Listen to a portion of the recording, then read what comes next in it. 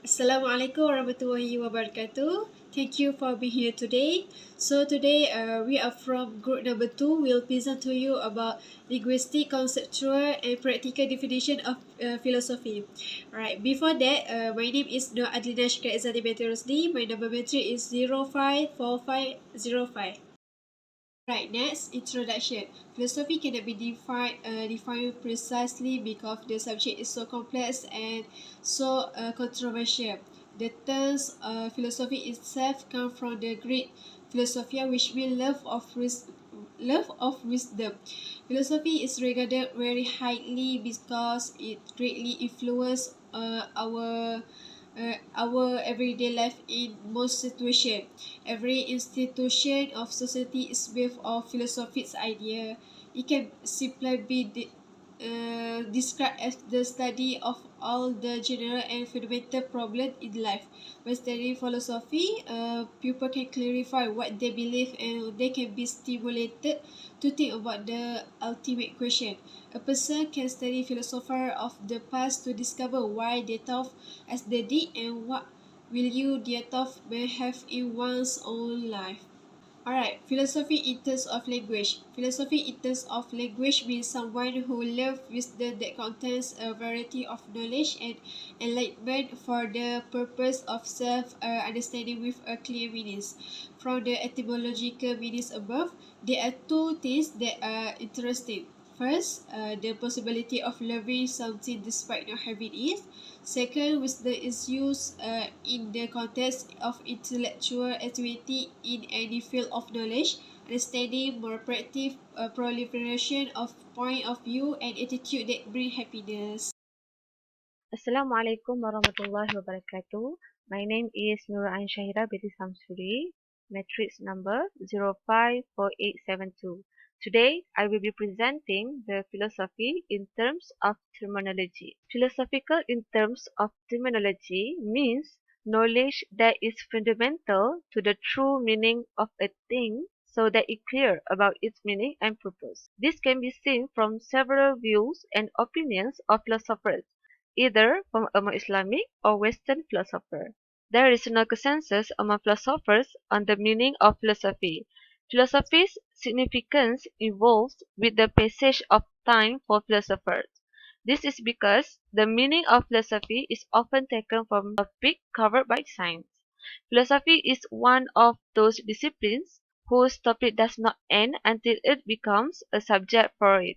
This is because philosophers deal with certain subjects that are in line with the character of each epoch in which they live. These themes were according to the philosophers themselves, their diverse thinking tendencies, and the presence of particular causes that drove them to shift in research area. In addition, philosophy is a subject that is continually changing, evolving with the advancement and distinction of the time and is desirable for its definition to change in accordance with change in its subject. Because of that, no definitive definition of philosophy has been found that fully defines its meaning and explains its characteristic for a comprehensive explanation of it in all ages. Therefore, we must give a clear definition of philosophy based on each definition derived from the themes explored by philosophy in each of its area, as well as each philosopher who has worked with it so that we can describe philosophy as a different discipline. Bismillahirrahmanirrahim. My name is Nurul Aisyah binti Muhammad Fazli, metric number 054737. So now I want to present about ancient philosophy and the definition of philosophy according to ancient philosophers. So the first one is pre-Socratic philosophy. Philosophy begins with Thales, who fortunately can be dated by the fact that he predicted an eclipse which according to the astronomers occurred in the year 585 before Christ.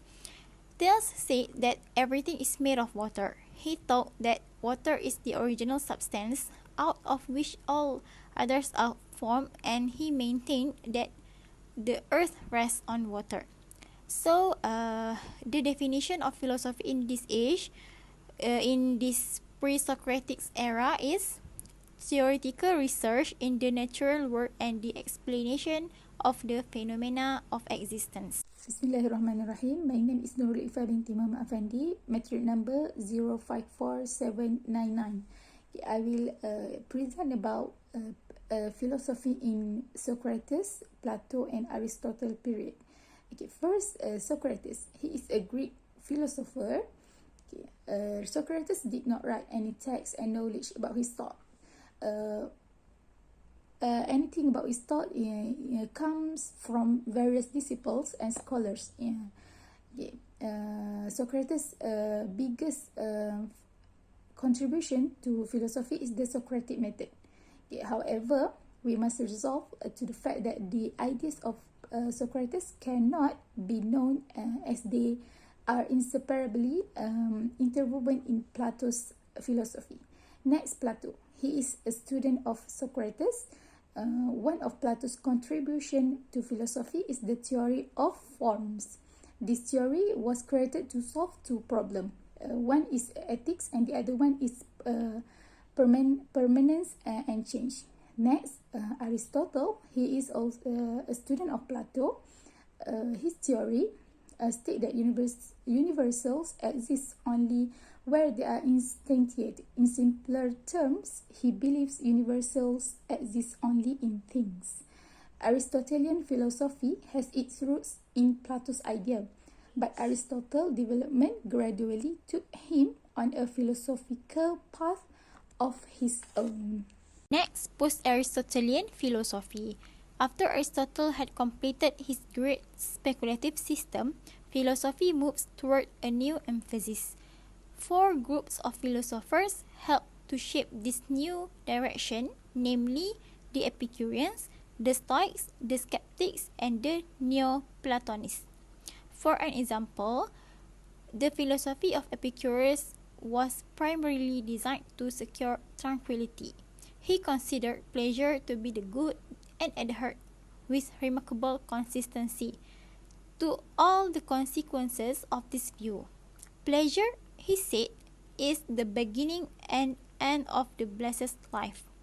So, the definition of philosophy in post-Aristotelian age is the pursuit of virtue and what a person should follow in his life. Bismillahirrahmanirrahim. My name is Nur Atira Yasmin binti Muhammad Azmi. My metric number 054512. Histories of medieval philosophy. For the first stage occurred between the 12th and early 13th centuries. From this time on, new scholars slowly reconstructed the original fabric of Aristotelian logic with the acceptation of proof theories such as that found in back analysis. Aristotle's method of topic and treatment of falsehood have been reconstructed from clues in the available word of Aristotle and Cicero and from the treatises of beauties that surround them. Abelard dialectic is far from dialectical monastic thought, and it shows that the full range of Aristotelian logic known in the 12th half and of Bernard of Clairvaux. By the 12th century, this new master had realized that there was a whole field of knowledge that they only knew by name. A new generation searched for a sign that was unknown until now is an expression of its own new self-image. The second stage, the end of the 13th and 14th centuries, the second stage in the attitude toward the heritage of ancient philosophy began, and the faculty of art became to the faculty of philosophy. The prescription of the Aristotelian corpus as the basis of teaching in the art faculty carries with it, for scholars, the duty to interpret the text they seek. Their commentary on the philosopher's word marked the beginning of a new era in the history of medieval interpretation. A third stage, the 15th and 16th centuries. Third stage in the tradition of ancient philosophical legacy began in the late 14th centuries. This stage was often more philological than philosophical in character. A third wave of edition, translation, and commentaries on the work of Aristotle began in the 15th centuries. In the 16th centuries, the Catholic Church, the Jesuits, and the other religious order attempted to maintain the old clerical idea of philosophy, enlisting Aquinas' interpretation of Aristotle metaphysics in the service of Catholic theology. Assalamualaikum warahmatullahi wabarakatuh. My name is Sofwatun Najah binti Zulkifli, metric number 054865. Okay, today I would like to present about philosophy in medieval era. Philosophy in this period refers to Western Europe and known as Middle Ages era. The adjective of medieval is because it is associated with the ideas of darkness, dogmatism, oppression, and barbarity. On this period, philosophy is more likely influenced by the idea of Greek East, which is from Jewish and Muslim philosophical tradition. Medieval authors call themselves as theologians rather than philosophers because on that period it is subordinated with theological issues. Some historians say that medieval era started with the downfall of Roman Empire and ending with Renaissance era. This range of time falls divided into three different periods which impact the developments of medieval philosophy, which is the Dark Ages, High Middle Ages, and Late Middle Ages. The Dark Ages was characterized by difficult times in the aftermath of the fall of Western Roman Empire. While this time frame witnessed the Christianization of Europe and Islam rapidly growing up, the surrounding regions also developed their own philosophy tradition that meets with Greek philosophy according to their beliefs. The second period was High Middle Ages. On this period, people experienced much better than the Dark Ages. The number of population was increased, country and regions gained back their political unity, also intellectual thought was revived, including on philosophy, which medieval universities become centers of learning and developed to the method that called scholasticism. And lastly, the next period was the late Middle Ages. This last period uh, begin the challenges to the people because of economic stagnation, wars, also the Black Death that washed out almost half of the Europe population. Next, there were four issues that attracted the attention of thinkers or philosophers from Jewish, Christian, and Muslim beliefs tradition. One of them was the faith and reason. The problem started by the second century of this Christian era, which some of their early fathers of church questioned the merit of using secular learning by someone. The truth has been revealed by the God. Two groups divided by this issue, which is one of the group rejected the value of secular learning and known as fideism, while another group supporting the value of secular learning and found a place for learning to understand in faith. That's all from me.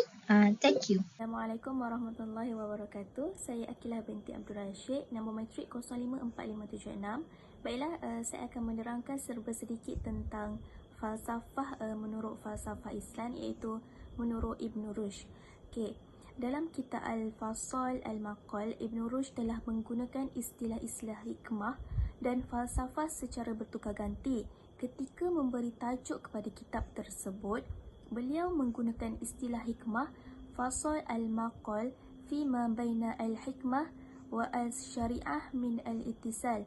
Manakala dalam teks pula, beliau menggunakan istilah-istilah hikmah dan falsafah tersebut berulang kali bagi merujuk kepada disiplin ilmu yang sama dan serupa.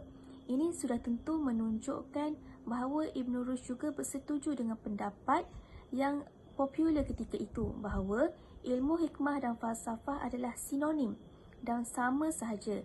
Ia merangkumi semua jenis ilmu perolehan, iaitu lebih dikenali sebagai accurate knowledge seperti ilmu logik, ilmu metafizik, matematik, fizik, perubatan, ekonomi, politik dan juga etika. Berhubung dengan definisi ilmu falsafah, Ibn Rushd pada dasarnya juga bersetuju dengan tokoh-tokoh falsafah sebelum beliau seperti Al-Kindi, Al-Ghazali, Al-Razi dan juga Al-Farabi.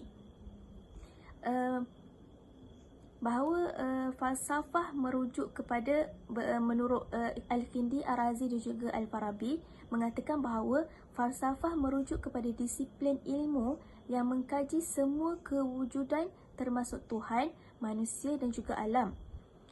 Semakin dalam ilmu seseorang tentang kewujudan, maka tambah Ibn Rushd lagi, maka semakin dalamlah pula ilmu mereka tentang penciptanya, iaitu Allah. I will explain about philosophy in modern times. Okay, philosophy in modern times is known as the Renaissance era. This era continues from the 15th century to the present day. So there are various definitions of philosophy given by modern philosophers. Among them is Francis Bacon. Francis Bacon, in his philosophy, brought the thought of empiricism, which is a thought about that asserts that true knowledge can only be known after experiments have been made on it and does not rely on mind alone. The second one is Rene Descartes, a French philosopher. He debated a lot about the ideas and questions found in the field of metaphysics. Another philosopher, Herbert Spencer, introduced the idea of synthetic philosophy, whose objective was to prove that a scientific explanation of the universe can be found without exception. So generally, the definition of philosophy in this age means the knowledge of criticism for the facts of a thing, or it is the science of the study or the cause of something, its origin and its relation in part to other parts.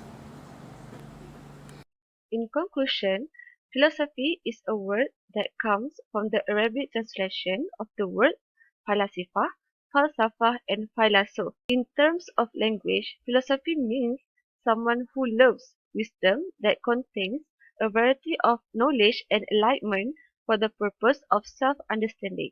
This field of knowledge can be said to be a field that includes all fields of knowledge available in the world, while there is no consensus among philosophers on the meaning of knowledge. This is because they deal with subjects that are in line with the character of each epoch in which they live. As a result, philosophy is a subject that is continually changing, evolving with the advancement and distinction of the time. We must define philosophy accurately, with each definition generate from themes explored by philosophy in each of its era, as well as every philosopher who can work with it. That's all for me. Thank you.